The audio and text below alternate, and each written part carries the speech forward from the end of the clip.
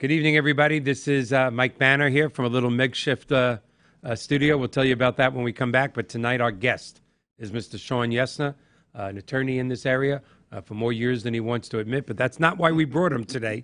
We brought him today to talk about the Crushing Debt podcast that he created just a little less than 4 years ago, gaining national attention. You're going to love what he does. He fits into the 62 Who Knew philosophy so perfectly. He's a great man. He's here to help people. Welcome to 62 Who Knew.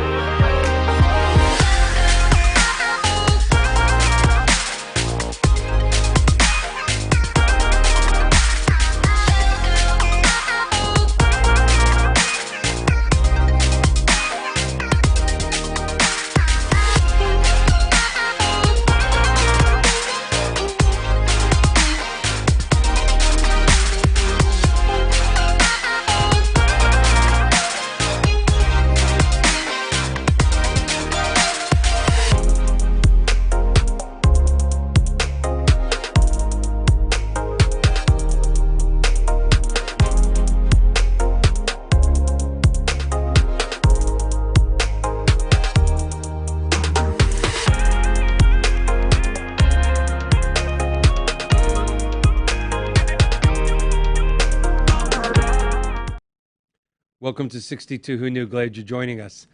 Tonight is I usually ask John what episode this is, but it's close to 1 year. It is 44. I'm getting sign language. Usually it's usually in my ear, but I'm getting sign language. Just a quick explanation. If you looked at my Facebook Live that I always do right before the show, John, what is it now, 11 days? About 11 days ago, John came in early Monday morning to the beautiful WeBeam TV studios.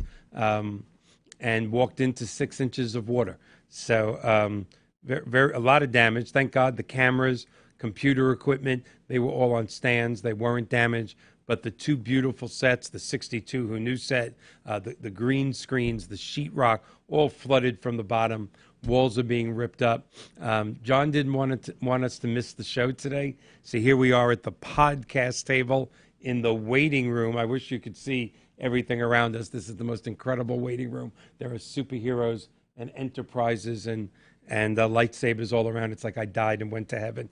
But thank you to John for making this happen under the worst of situations. And we hope that WeBeam TV Studios is back to its original form, if not better, in the near future. So first, let me do a little synopsis, as I always do, for 62 Who Knew. We always have, not always, but we have built up to about 42,000 viewers per week. We thank you for that. I think it's a combination of the power of WeBeam TV and Mr. John Gaston and the great guests that we have, and tonight is no exception. But for those of you joining us for the first time, what is 62 Who Knew? Glad you asked. I'm going to answer that question. Every generation, as they approach the age of 62, my generation, I was just 61, my father, their fathers before them, and this includes all of you. All when you approach that age, when you get to that 58, 60, 62, everybody has the same questions. So many things in life has changed, but not this. Should I take my Social Security? Should I defer it to a later age? Should I keep working? Have I saved up enough money? Should I pay off my mortgage? Should I have debt during retirement? Should I have bought long-term care insurance? What age can I get a Medicare supplement? The questions never stop. Annuities, CDs, stock market, where do I invest? Every generation asks the same question.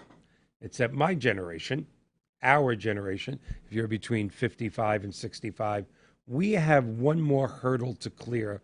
We have a bump in the road that no previous generation has ever faced. What is that bump? Longer lifespans. Today in this country, if you make it to 65 years old, just make it. Notice I didn't say healthy. Just make it to 65 years old. The odds are better than 50-50 then you're going to make it into your early 90s. And with the medical advances coming in the next decade or so, that could well be close to 100. So who knew at 62? Hey, what a good name, 62. Who knew? Who knew at 62 that you've been here 60 some odd years and you still have half that time, 30 years still to go.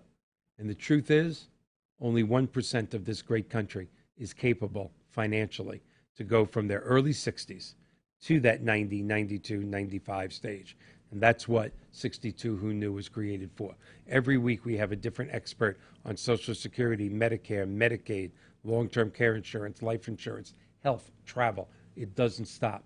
And I guess our topic, or our subject matter has struck the nerve, because here we are just a little less than a year on in business or on TV, and we are drawing audiences of 40,000 plus, and we hope to be at 100,000 before the end of this year. So that's our premise. Thank you for joining. Tell your friends. But without further ado, I'd like to introduce you to tonight's guest, because he fits the 62 Who Knew mold so perfectly, not just intellectually, but emotionally. He works from the heart. Anybody that knows you knows that. So welcome, Mr. Shawn Yesna. Thank you, sir. Thank you. I appreciate it. Brief background. I'm not going to go through his whole background because it's extensive. Shawn has been an attorney in this state since 1998, although he doesn't look that old. He doesn't look that old at all. You don't look like you could be doing this from 1998. Kindergarten right to law school, Right. nonstop. Doogie Howser, but in the law firm. Right. That's just for our older viewers. The younger ones are going, who is Doogie Howser? I remember Doogie Howser. I like Doogie. Well, you never mind. But be that as it may, yes, a very successful attorney for the last 21 years. And I'd like to say that's why I brought him here. We're going to get some great attorney privileges and advice, but really why I brought him here, quite frankly, is almost 4 years ago, like 3 years, 9 months ago, November 2015, Shawn created the Crushing Debt podcast. We're going to find out what led him to do that, but it has gained national attention. The theory behind it, as like our show, is to help people at certain stages in life. He's going to explain it better than I. But when I went, he was nice enough to have me as a guest to talk about reverse mortgages a few months ago. And when he told me that the thought behind this was to stop people from being bullied by creditors, I just went, wow, we got to get you on the TV show. So it took a while for our schedules. But again, thank you for being here. So I know you have a multi-level career. So my first question, no matter what my guest does for a living, is always the same, because it's usually a personal answer. What brought you into the law business? And then after you tell me that, I'm going to ask you, how did we get from that to crushing debts? But what brought you to be a lawyer? So I'm gonna back up a little bit, because there's not room, so be careful. Well, I know. Yeah. One thing you said at the beginning of the show about when you make it to 65, and then the likelihood that you make it into the 90s. My grandmother recently, September, passed away, but thank you, but she was 94. Mm-hmm. My grandfather predeceased her, but he was 91. They were my father's parents. My father, my mom, is older than 65. I will not give away your age on air, Mom. Is I Mom promise. watching? I don't know. Maybe. If she is, I won't give away your age. Dad is older than her. Both of them are in their 70s. We actually leave, as we record this, we're going to leave, I think, in about 2 weeks to drive up. My dad retired. He's a CPA. They live in Tallahassee, which is where I went to undergrad, where my sister went to undergrad. My sister still lives there with her husband and my niece. And so we're heading up for their 50th wedding anniversary. Congratulations. So, thank you. So this show strikes that nerve with me, in that my parents are married still, and they're celebrating their 50th wedding anniversary. That's incredible. So I'm looking forward to that. And I was a little bit scared, because the Yesner men, we need to get our warranties checked on our tickers, so to speak. I think my uncle is next in line for whatever heart procedure he's going to have, and then I'm next in line after that. So, but it gives me a little bit of comfort that we're lasting into the 90s. I think that's great comfort. You got a good warranty. Yeah, we'll see. You got the extended warranty. I hope so. Yeah. So, but so what got me into law? A lot of my career. My dad is my hero. I won't sugarcoat that at all. My dad is my hero. Something we have in common. He is a CPA, again, retired for about or 7 tax seasons now. But he is a CPA, does my tax returns every year, so I got some family discounts there. That's right. And he started his own CPA practice. And I'd always taken to math. I'd always taken to numbers. And so when it came time, my family had the attitude of not what are you going to do after high school, but what college are you going to go to? It was always assumed that we would go to college. And then even after graduating college, it wasn't what are you going to do now? It was what advanced degree are you going to get? So there was always that implanted in me in a very early age that there was going to be college and there was going to be something beyond college. It was just a question of what. And I'd always taken the numbers. I'd always enjoyed numbers. And so my senior year in high school, I took a law class. And I tell people I became a lawyer out of spite. So I took a law class my senior year, and as part of the law class, we had a mock trial for the school. We had to choose the school's mock trial team. And so my role was the attorney examining the plaintiff on direct examination. And so I got together with the witness, and we created all the questions, and I said, they might object here, and you should be prepared for that, and we should answer this way here. And no idea what I was doing. Not a lick of law school at all. No idea what I was doing. We had our mock trial. My teacher had 3 class periods, and so each class period ran their mock trial, and then she picked the best people from those 3 teams to be on the school's mock trial team. So ran our trial. I don't even remember what the issue was. I don't even remember if we won or lost. All I remember is that the teacher picked my witness to be the witness for the school's trial team. Right. Didn't pick me at all. So I'll show you. Went to law school. Went to law school. But we also... And then sued her for defamation of character. There you go. But we also, one of our assignments was to interview an attorney. So I interviewed a friend of my dad's who was a tax attorney, and he had practiced with the IRS. He had gotten all of his training at the IRS and then decided to switch sides and represent taxpayers, and had gone all the way up to the U.S. Supreme Court arguing tax issues, and it just struck me. It just struck a nerve. I've known since high school, literally known since high school, that I wanted to be an attorney. So when I went to undergrad, I got a degree in accounting, again, furthering the math issue of it. And my thought process there was, if law school doesn't work out, I'll take the CPA. I know Dad's got a job waiting for me. That's right. But law school worked out. And Very so, cool. yeah, I love I've known that I wanted to be an attorney forever, and I love doing it. Well, and I know from being from this area how many thousands of people you've helped, and they're glad you made that decision. There's no doubt about it. But now talk to me about crushing debt, because so many people are, quite frankly, ignorant. Yeah. And I'm not talking about their lack of education formally. I'm talking about intelligent, successful people don't realize the debt that they have and how it can crush them.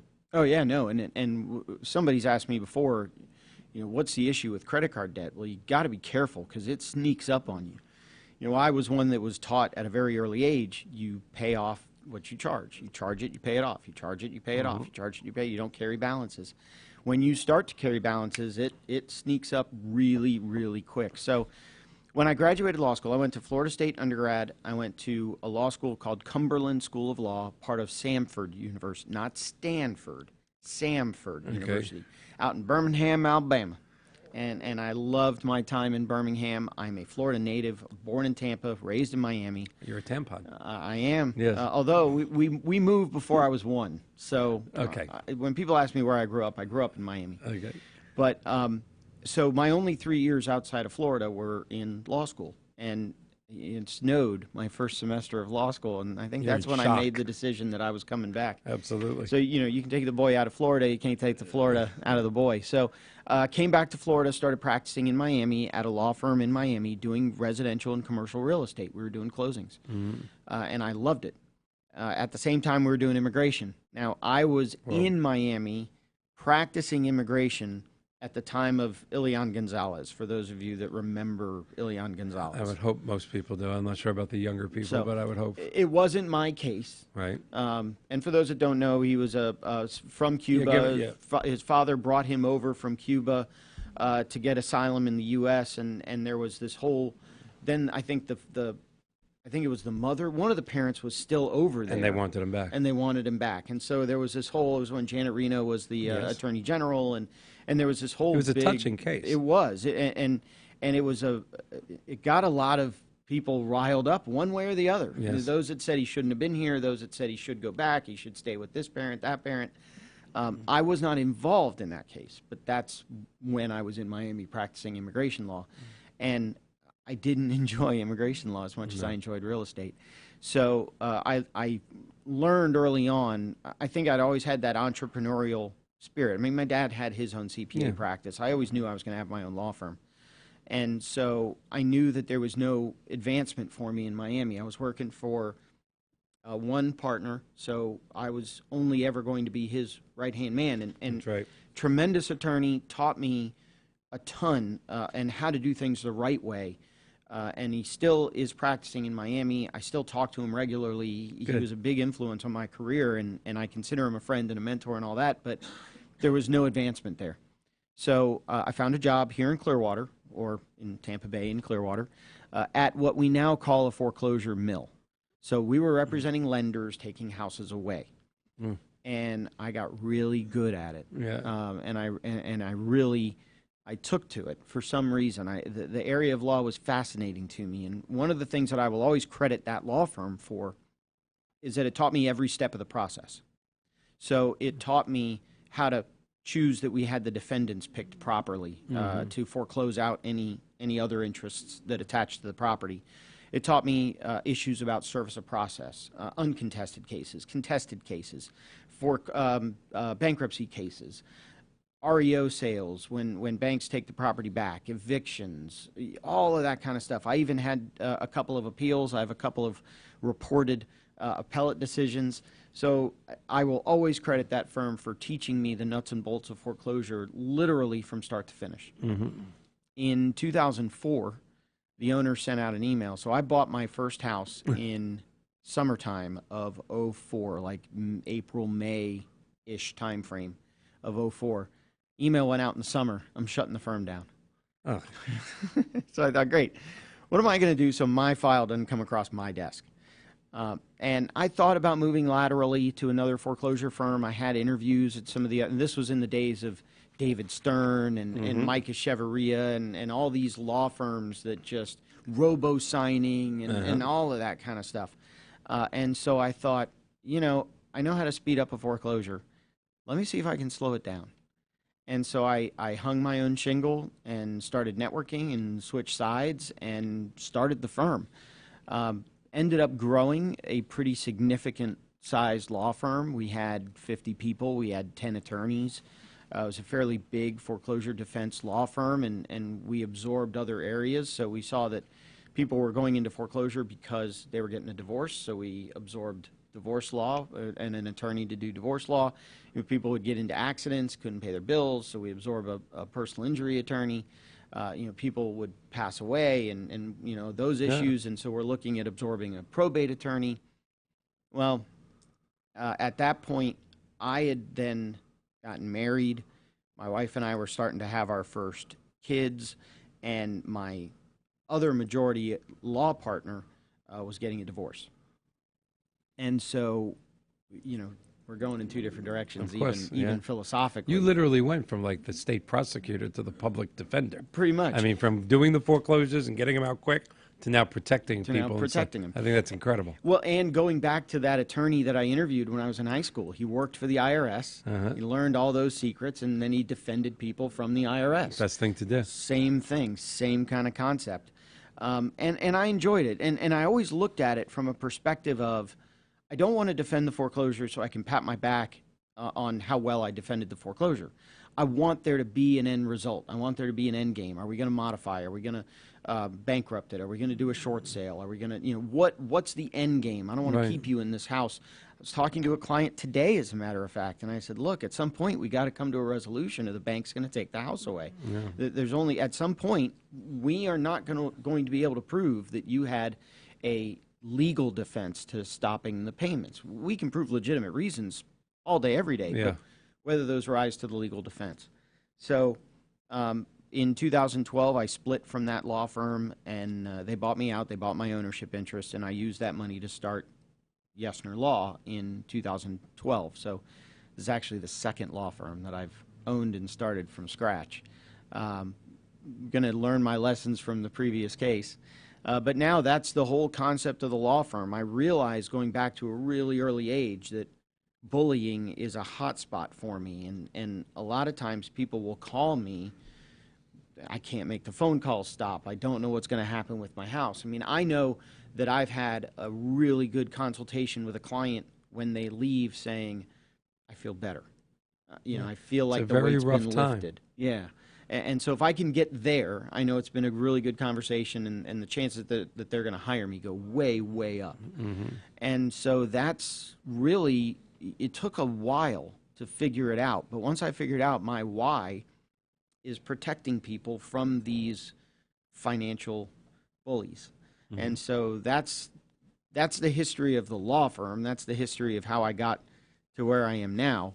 I think you asked about the podcast. Yeah, how do we get directly Crushing Debt podcast, Yeah. Crushing Debt book, Yeah. and more coming. Okay. So with the podcast, it was a couple of years ago, and my SEO guys kept saying to me, we need more content, we need more content, we need more content. And so I was at a loss. Here I'm doing consultations, I'm going to hearings, I'm doing this, I'm doing that. When am I going to write more content? Yeah. And so I started talking to myself. I'm a very auditory person when I'm preparing for something. So when I'm getting ready to go to a hearing, I'll talk it out loud. When I'm getting ready, my sister called me and said, hey, for Mom and Dad's 50th, I've got to get up and give a speech. I'm like, oh, great. So now I'm starting to go through that process. Right. I was only around for 46 or 47 of those 50 years. So, Yeah. so there's a chunk missing, but I'll do what I can. So I start talking it and talking it and talking it. Right around the same time as when Tampa's one of the hot spots, as you probably know, for podcasting. Yes. There's a lot that goes on here. Mm-hmm. Chris and Katie Krimitsos with all the stuff they do around That's podcasting. That's helping John and I, and we're working with him to do our podcast. I was in a networking group with the two of them when they started really getting into podcasting. And so I'm driving around talking to myself, trying to commit these blogs to memory. This is even before, video blogs, vlogs were popular. Yeah. And I'm just talking it. And then I thought, this is dumb. Why don't I just turn on a microphone and record it and see what happens? Yeah. And so recorded a couple of episodes. Ironically, I had an accountability partner that I had committed to creating episodes, and so I had to launch. And so I got to the point where I was recording the first episodes. I had laryngitis. Yeah. So I won't listen to the first episodes of the Crushing Debt. Really? I sound horrible because I had this horrible laryngitis. And so I just started creating content, recording the content, and I went from a little handheld mic to mixers and microphones Yep. and pop screens and the whole 9 yards. And at this point, it's become fun, but it's also self-sustaining and feeding on itself. So back to the SEO, the website guys that said you need more content. Well, then the podcasts became the content. Gotcha. And I could start to mix and match. I also have a YouTube channel, not as well defined, I haven't put as much into it yet, but a lot of the podcast content goes to YouTube. YouTube will then transcribe it, which then becomes the blog, or I'll take an old blog episode and I'll podcast about it, or I'll, and so it's actually now started to feed on itself where everything's doing that. But the whole purpose of the Crushing Debt podcast is to help people eliminate those financial bullies. So we talk about. Yeah, let's talk about some bullies. Yeah. Because they're out there. Yeah. So the banks call me nonstop. What do I do? They're blowing up my cell phone. A big question I get, am I going to lose my house if I file bankruptcy? There's a million different iterations of these questions. And so that's what the Crushing Debt podcast is designed to do. I do talk some self-improvement. Every once in a while I'll say, hey, it's my show. I can talk about what I want to talk about. That's exactly right. And we'll talk about education, self-improvement, business concepts, all those types of things. A lot of weeks I'll have guests on talking about different aspects of debt. Or I'll just talk about, here's the difference between a Chapter 7 and a Chapter 13. Which many people don't know. Yeah. And, a lot of times, you said people are not, I forget how you put it about, they just don't understand, they just don't get it. Well, at the same time, the analogy I make to somebody is, Am I smart enough to do my own tax return? Absolutely. But I got Dad. Why would I want to do my own tax return when I You got could also pull your own tooth if you really wanted to. Exactly. You know, I can mow my own lawn. Yeah. But why when I'd rather go to Busch can't. Gardens and Adventure Island with the family? That's you know? right. I could change my own oil, but I don't want the car to fall on me. You know, so there's all these things I can We're like do. brothers from another mother. There you go. There's all these things Are you that sure I you're can. not Jewish? I am Jewish. Shawn Yesner? Yeah. That's not a Jewish name. I know it's not. Well, if you say it's Shawn, Shawn. maybe it is. I didn't but- know that. All right. Yeah. So I am. And then you are a brother from another mother. There you Well, go. now I'm even more glad you're here. Not that I have anything against non-Jewish people. All our Goyim guests and viewers, it's okay. Be calm. Yeah. Two You know, brothers going my, at it. Whoops. My grandfather's favorite joke. You know why they can't put Jews in jail? What? We eat all the locks. Oh, I have a dirtier version of that I'm not going to do. was a But it has to do with chastity belts. So Okay, there you everybody else can just imagine it. So you know, it's all from this concept of eliminating debt. And how do I get out of debt? And so what happened was I had all of this content. I mean, as we record this show, I think the Crushing Debt podcast is in the 170, the mid 170s, approaching 180 episodes, and it's a weekly release. So I love it. So I appreciate that. Thank you. So we're getting to year 3, 2.5, 3, 4. And actually, it's 4 years chronologically. But my first year, I wasn't consistent in releasing. So Right. once I got consistent in releasing, the show really started to take off. But what I started to see was now, wait a minute, I can release older content, re-release older content on right. Tuesdays. So I do that. And then, so once I do that, now I've got all this other content. And so I started to see themes and within the content. Like I took these X number of weeks were bankruptcy law, and these X number of weeks were debt negotiation, and these number of weeks were this and that. And my original thought was 10 strategies to eliminate financial bullies. My 10th strategy was going to be medical debt, but I didn't quite have enough content for that 10th chapter. So I took all the content, put it into chapters, created transitions, and that became the book. Let's show this book. Yeah. All right. And how can people get this book? It is on Amazon. So you can go to Amazon. You can find me. You can come to my office. You can find me out networking wherever. The easiest place is Amazon. At some point here, I guess I will commit to putting some more effort into the Crushing Debt website, and so eventually, That's rough. Eventually, it'll be We've for improved purchase the there. 62 Who Knew website several times, and it's still nowhere near where I want it to be. Yeah. But as we grow, it's like what our goal for it was 90 days ago is now a totally different goal. Right. It's very hard to keep up. It's and I've had listenership increase, decrease. I've had listenership go every which way, but yeah, the book is to support. I mean, I get it. I'm not going to retire because I wrote a 100-page book. Right. But the book is to support the law firm, to support the podcast, to all, it all, again, it started with the SEO guys saying we need more content. Well, here Right. you go, guys. Here's more content. I laugh when you say that because my book that did fairly well was less than half of 100 pages. It's 49. There you go. So, but do you know that everybody goes on pretty much the New York Times bestsellers list? My author called my publisher when the book was out, like maybe, I don't know, a year, said, "You're on the bestsellers list." Well, I'm thinking, where's the check? I'm buying a boat. What's the story? He goes, yeah, you're 98,678. I go, what?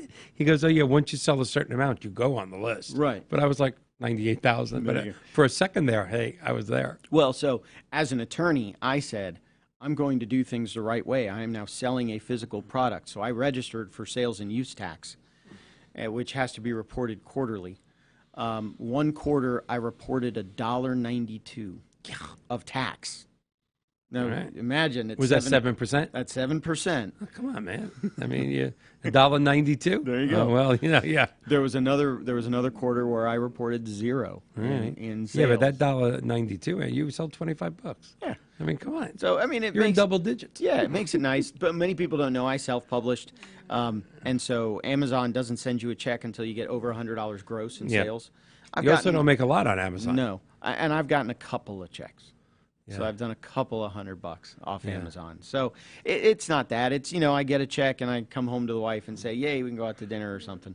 But it's really for the McDonald's. Yeah, there you go. Happy Meal. Which is where we're thinking of our son's bar mitzvah. But it's just a way to get the information out there in a different How format. old is your son? I have to ask. Oldest is 8, youngest Okay, is 5. so you still got So time we for still the bar got mitzvah. we still Okay. got some years, Okay, cool. which scares me half to death. But we still Yeah. got some years. So yeah, Absolutely. I keep telling my wife the oldest one's more than halfway to his bar mitzvah, and that Well, freaks her by the out. time the youngest one is, you'll be way into triple digits, into the hundreds. So Into we- the we- hundreds. Yeah, we'll spare no money for that bar mitzvah. There you go. So yeah, that's the story of the book. Everything is self-sustaining now. Everything is feeding in on itself. So I'm getting. So people ask, how you have a podcast. How do you monetize the podcast? Well, the podcast has a sponsor, so there's some monetization. Yeah. The podcast sells the book, so there's some monetization. Right. The podcast gets me as a guest on other podcasts, which gets me more exposure. Yeah. And I picked up clients from the podcast, so it's working. No, I'm glad it's working. But now let's talk about bullying.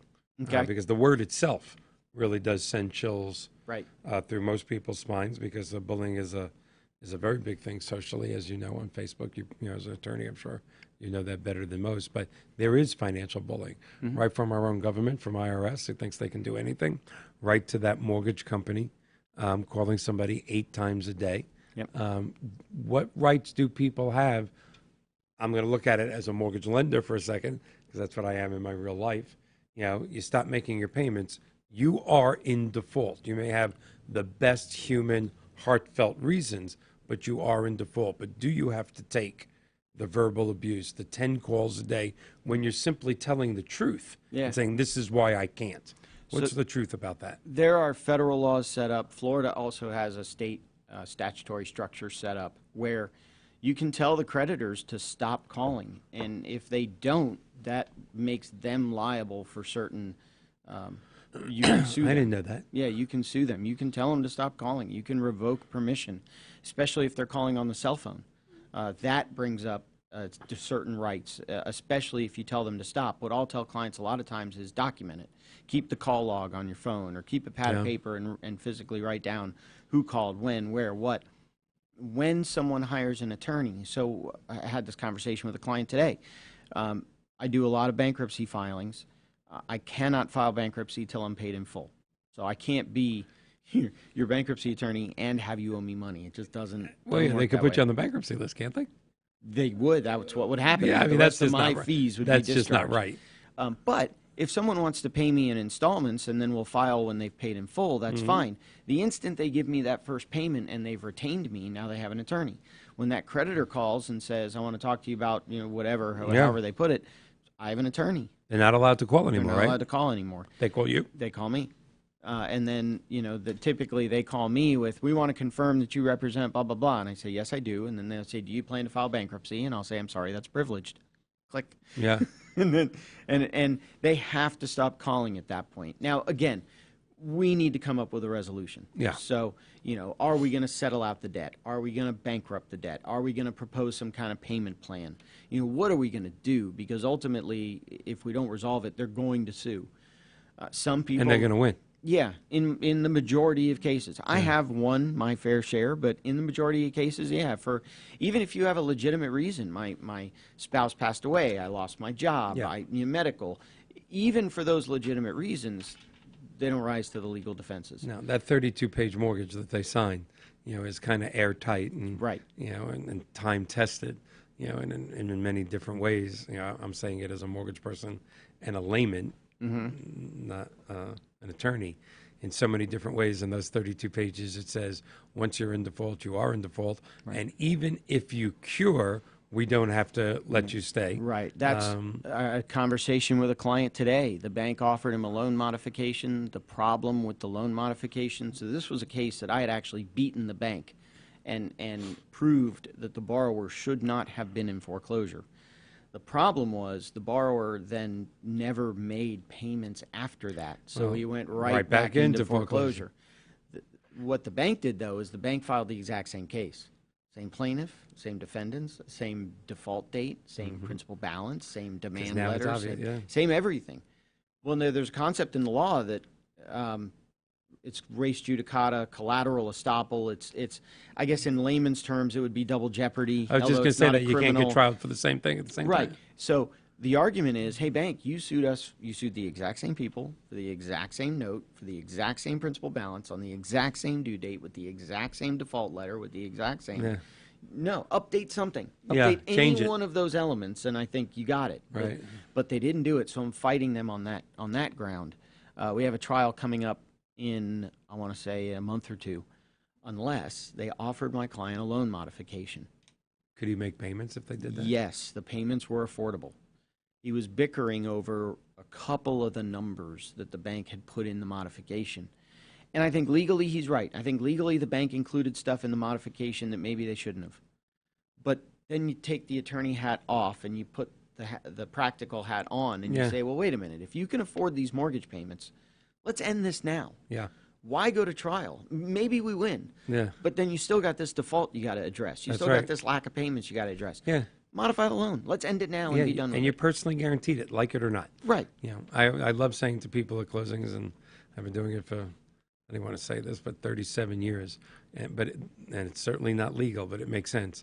That 32-page mortgage end note, all that means is, if you pay, you stay. If you don't, you won't. Yeah. Just live by that, and you'll pretty much be okay. We had a Chapter 13 trustee in the Tampa area who resigned a couple of years ago, and that was, if you want to stay, you got to pay. That's right. And it's literally that simple. Now let's talk about the collectors, because I didn't know as a career mortgage person that you could say to a bank, stop calling, I'm revoking your permission. Now let's talk about the collectors. Mm-hmm. And I was brought up, sounds like you, except older. My book is about my father, is my hero. We got a lot in common, but you don't shoot the messenger. Right. So I've had rough times, especially 2008 through 2012. There was that little thing called the recession. Maybe you read about it. Us mortgage people didn't do well during that. No. And I was getting those phone calls. And I try not to shoot the messenger because he's a collector and this is what he does for a living. But boy, they could get obnoxious. They could get mean. They could get insulting. Mm-hmm. And I have a type A personality. So ultimately, I could give it back. But there's a lot of people that just hang up the phone and they're aggravated. Yeah. And it's ruined their day. Same rule for them. Can you say to a collector, that's it, don't call? Yeah. Yeah, you can. You can say, please. And if they call back, they're liable? Potentially. Wow. It needs to work. That's incredible. There's 40-some-odd thousand people going out there. I can't wait for Verizon to call again. I'm calling Shawn yes now. There you go. Screw you, T-Mobile. I'm there, baby. I've actually got a client who's fighting with Frontier right now. So, but yeah, it is almost that simple. I would think for one call, I don't know that you get popped, but as a debt collector. But certainly multiple calls. I mean, per day. And the FDCPA has the provisions in it that say you can't call before a certain time in the morning. You can't call after a certain time. I didn't at know night. that either. And I think I want to say it's 7 or 8 in the morning, and I want to say it's 8 or 9 at night. You can't call before or after that period of time. You can't harass. You can't make them feel. And I go through a lot of it in the book. You can't make the person feel like you are calling from a law firm if you're not. You can't threaten criminally. There's no debtor's prison anymore. I did a Crushing Debt podcast episode about the rise and fall of debtor's prisons. Mm-hmm. So there is no debtor prison anymore. But yeah, I mean, a lot of these people, and one thing I talk to clients about is, these debt collectors are trained on how to do this. Yes. So you got to be really careful when you're talking to them because you might slip up and say something. In fact, so I was where you were. My wife, well, not maybe in so deep I took advantage of the recession to build a practice. But I like that. Actually. My wife, we had just had our first son, and she had our second son, and they came in to do the epidural, and I could see, and I'm not like I can't stand needles. I'm allergic to needles.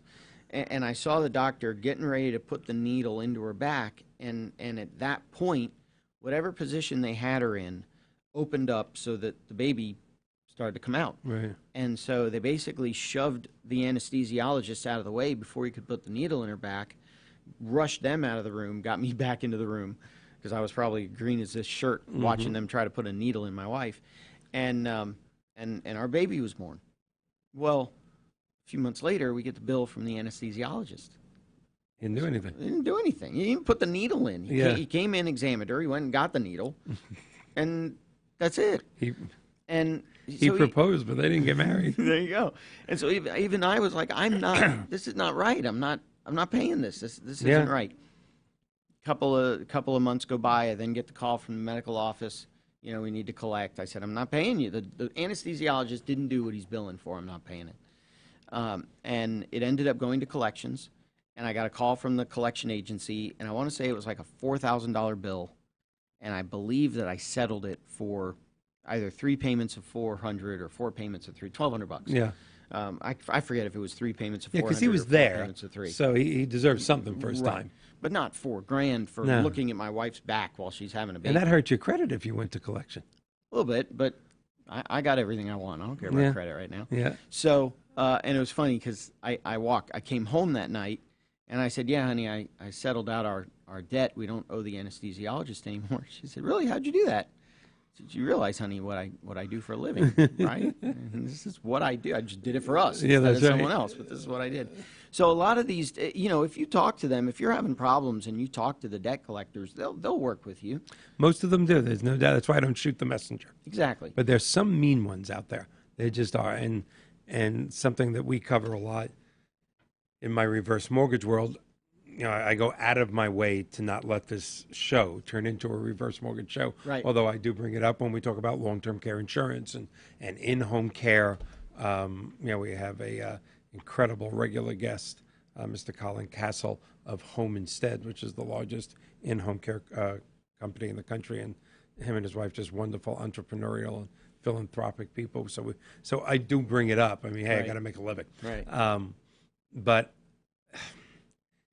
when an older person gets in trouble, and again, when you get to longer lifespans, which is what our show is about, it's much different for that 68-year-old, quite frankly, who's had or 70 or 75-year-old, an 800 credit score their whole life. Yeah. They were from that generation that never made a late payment.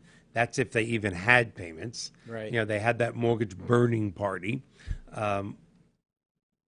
But the truth is, the recession hurt them too. Yeah. They lost I mean, my God, General Motors went bankrupt. It's the blue chip stock of the 20th century. Right. Now, for them to be getting calls Yeah. and being bullied, you and I can handle it. It's aggravating, but we handle it.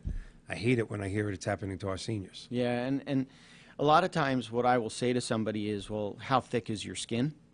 Because if you've got nothing, then you are what we would call judgment proof. Yes. So if you have a reverse mortgage and it's your homestead, they can't touch that money. If you've got only Social Security coming in, they can't touch that money, at least in Florida. I don't know. I assume the listeners are all over the world. These are Florida exemptions. I'm Possibly the talking about. universe. It's just amazing. Possibly. Vulcans, Klingons. It's just amazing. So, yeah, don't talk about aliens right now. So, but if you are what we call judgment proof, in other words, if the creditors can't touch you, and you have a thick enough skin, you could ignore them, and they may sue you, they may not sue you, they may get a judgment against you, they may not. But ultimately, if they can't collect, who cares? The other big mindset that I deal with, especially with people that are older, is I borrowed it. It's my responsibility to repay it. Yeah. And I get that, and I respect that, Yeah, and I do I too. understand that. But at the same time, Visa ain't going out of business because you didn't pay them back your $5 That's right. grand. That's you right. know, so or your 50 grand. They're Yeah. still not going out of Yeah, business and over that amount of money. I'm not going to name a type of card because I probably have them in my wallet because I did have a bankruptcy, more than 7 years ago. I've rebuilt. Life is good. Right. Not bitching, not proud of my bankruptcy, not ashamed of it. It happened to a lot of us in our 50s. Now I'm in my 60s. But I used to, you start to reestablish your credit, and there's a group of credit cards, and I'm not bitching because my credit score is very low, Right. that help you reestablish your credit. And, you're 10 days late and you have that $30 late payment. Well, if you only owe $300, that's 1,000% APR when you Right. figure. So, I lost there's a part of me that was prideful. I got to do this. I mean, I'm the one that borrowed it. I have to pay it back. My God, I own a mortgage company. Right. And then there was a part of me that sat back and went, look at these penalties and interest.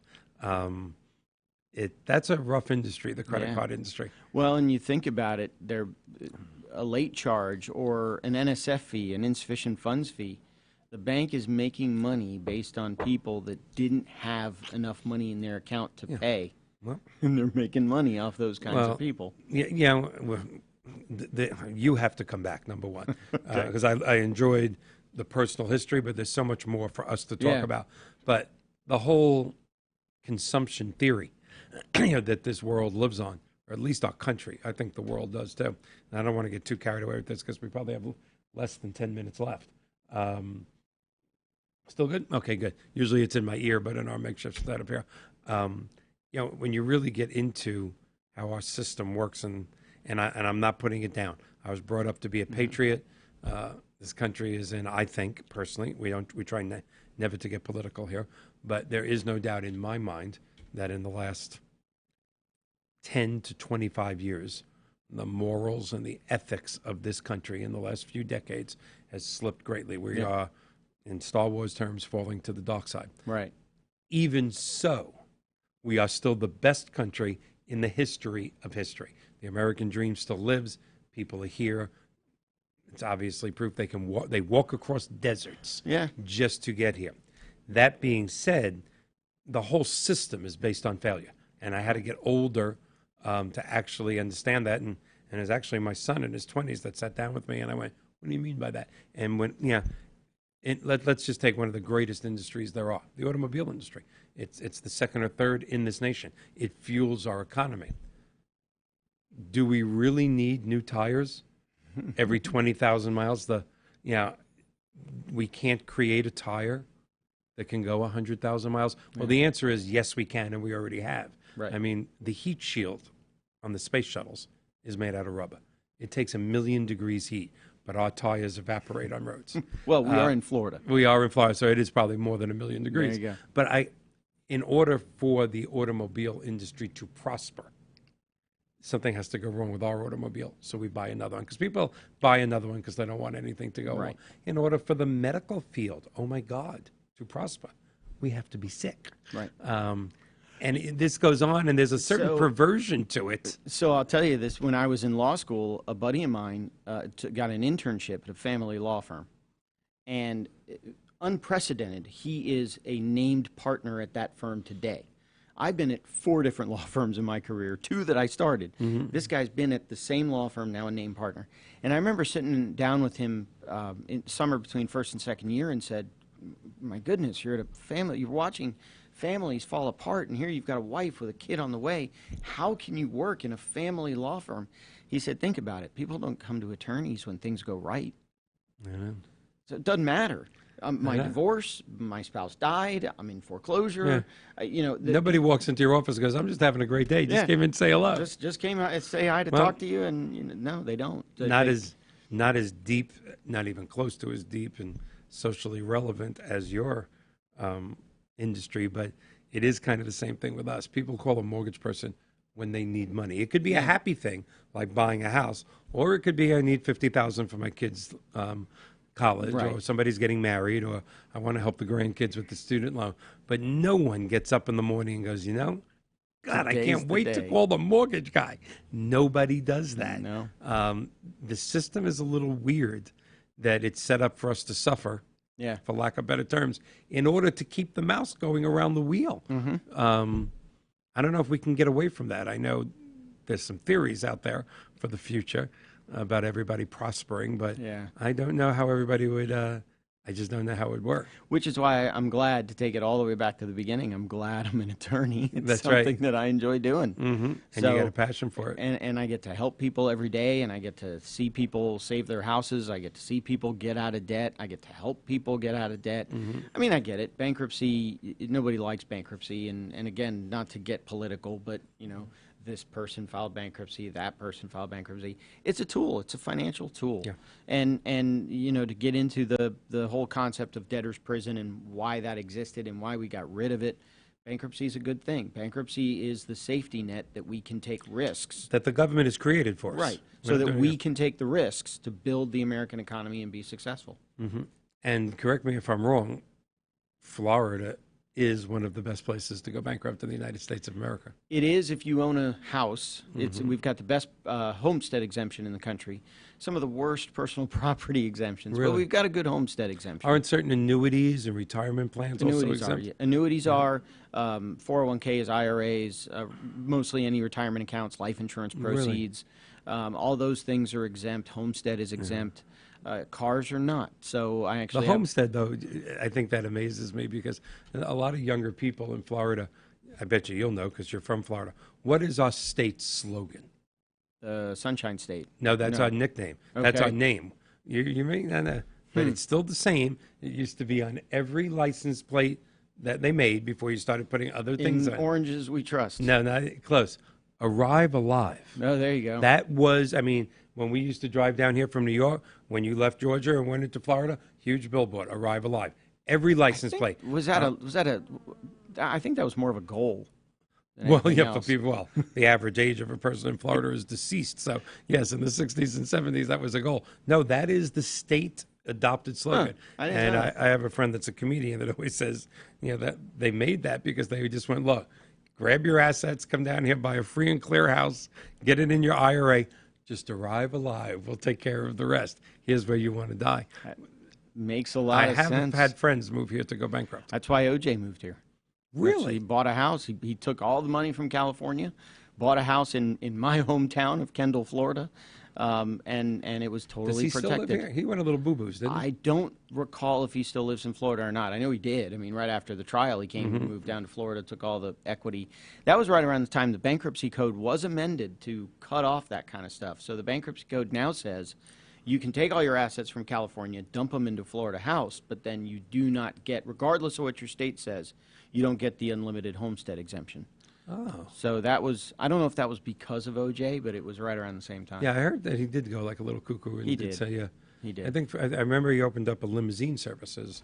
Cliche was call us when you have time to kill. It's just I'm sorry, John, I had to do that. It was just a quick OJ joke. I have others, but they're even less tasteful. There you I go. just went for the limousine one. I can't believe how quick the hour has gone because I had other questions for you. But once again, you can go to Amazon to get Crushing Debt by Shawn Yesner.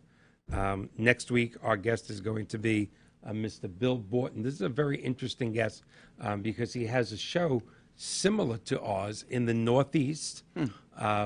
Very similar goals. He's a financial planner, not a mortgage person, but amazing goals. We have some similar national friends, speakers in the reverse mortgage world, long-term care insurance world, annuity world. We met on LinkedIn. I just love LinkedIn. I like it better than Facebook. But he's our guest next week. John's going to beam him in. I don't know if we're going to be at this little black table. What's the timing for the set, John? Yeah, John's going, I just don't know. Florida subcontractors. It's sometime between tomorrow and 2022. So what are we, about 4 minutes or something like that? All right, so it's still good. I do want you to come back. I really, really do. We are going to be switching the show late August, September to a panel show. And, of course, you made a trip here that took you about 45 minutes. We could always beam you in. But I would think your expertise, possibly with a Medicaid specialist, and maybe what would the third person be? Well, a lot of the reasons that I see seniors in trouble are one of two things, either medical debt or Okay. student loan debt, ironically. Either Seniors still have their student loan debt? either very rarely they'll they have co-signed their, a child they in. co-sign for their kid. Yeah, I have, so, yeah. so those are the two issues that I see. So if we attack it from the medical debt perspective, then yeah, maybe some type of financial advisor, financial planner to That go with Medicaid, Medical, I didn't Medicare. know medical debt was a factor for seniors. So I well- love having smart guests. Because they're having medical, they're more likely to have a medical issue Oh, there's that no doubt. causes them to go into debt. And we could talk about insurance, but we don't have that much time left. Well, we could do that on that show. With just a couple of minutes left, I'm going to ask you because it's the 3 or 4 most popular, what took us from like 10,000, 15,000 viewers to the 40,000 mark was the 2 months that we brought on national guests about long-term care insurance, Medicare benefits, in-home care, and you ready for this? Alzheimer's and other forms of dementia, which was one of our largest shows. And that affect, one of the things about that insidious disease, I don't know if you have any experience with that in your practice. I don't. It just has no bias. It doesn't make a difference Yeah. what color you are, what religion you are, what your bank balance is. It doesn't, and it's to me, that's the most terrifying way to go. Let me get hit by a car or something like that. Yeah. I don't want to be walking around in my 80s and 90s going, "Do you want a mortgage?" 'Cause, which is what I think I'm going to be doing anyway. But Probably anyway, yeah, yeah. even without Nothing's gonna stop nothing's you gonna, from doing that, unless I get discovered here. And Maybe. Yeah, then we go big time. There you go. Yeah, then we go right from Pasco to Pinellas County. We're going big time. John's. I'm sorry. I love Pasco County. For those of you that are viewers in Pasco County, I love you all. Big night in Pasco County. They go down to Avis. They watch them rent the car. It's big in Pasco County. It's just a hub of cultural events. That was a joke. I don't stop watching. What, 2 minutes? 2 minutes. I didn't know whether, without our electronic stuff, John's like 10 feet away from me, and he's doing this. I thought he was giving me the peace sign or two of these. I didn't know what he was saying because He was saying you're number 2. you're saying I'm number 2. That's what he was saying. Looking forward to next week's show, the show after next week. I've been trying to get this young lady on the show for almost the whole year. Her name is Ms. Marjorie Gelbwack Schaefer. She is in the top 1% of life insurance sales in the United States of America. Wow. Just a fantastic human being, a fantastic professional. Many people think that once you get to that 55, 60, 65, that if you don't have enough insurance, it's too late, or that if you let your insurance go, it's too late. But if, in fact, you're healthy, there are still very cost-benefit types of insurance plans that you can get. We're going to learn a tremendous amount about that. So, we have Mr. Bill Borton next week to talk about financial planning and how he's trying to grow a TV show very similar to this. We have similar situations. Ms. Marjorie Schaefer the week after that about all types of life insurance. And then because we missed last week's show because of the flood, we are actually going to reschedule Mr. Colin Castle, one of our favorite guests, to come back from home instead. So with just a few seconds left, again, thank you so much. Yeah. Got to have you back. Thank you. I want to come back Absolutely. on your podcast. We did good the first time, but I want to do one strictly on the purchase reverse mortgage, because there is a way to use that to get them out of debt. You don't have to pay cash for your house. Yeah. See, I'm sort of fitting it in. It's a segue. There you go. It's a Let television me talk. know whenever you want. Let me know. Right? Open invitation. Open invitation. Well, I'll drive back with you now. Okay. We got 7 seconds. 6, 5, 4. Thank you. As always, thank you to my guest. It's always a pleasure to be here. Thank you, John.